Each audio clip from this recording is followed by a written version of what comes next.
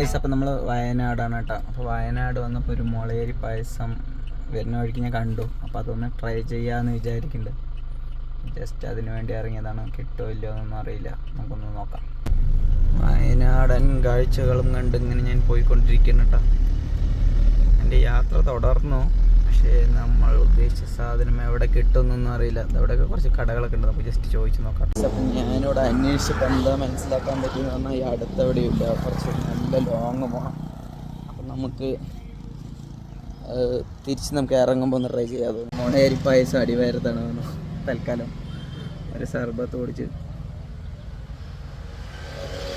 സമാധാനിക്കുക, അല്ലാണ്ട് വേറെ വഴിയില്ല.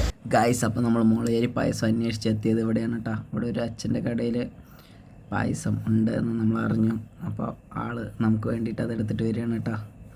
നല്ല ചൂട് പായസമാണ്. പക്ഷെ ഒരു പ്രശ്നമുണ്ട്, ഇത് മുളയരി പായസമല്ല, ഇത് സേമിയ പായസമാണ് കേട്ടോ. അപ്പോൾ ഞാനിങ്ങനെ പായസത്തിൻ്റെ കാര്യം പറഞ്ഞപ്പോൾ മൂപ്പര് തന്നതാണ്. അപ്പോൾ ഒരു ഗ്ലാസ് 10 രൂപയാണ്.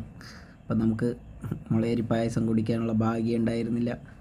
അതുകൊണ്ട് തന്നെ നമ്മൾ ഈ പായസം കുടിച്ചിട്ട് തൽക്കാലം സമാധാനപ്പെടുകയാണ്. അപ്പോൾ അടുത്ത വീഡിയോയിൽ കാണാം. ബൈ.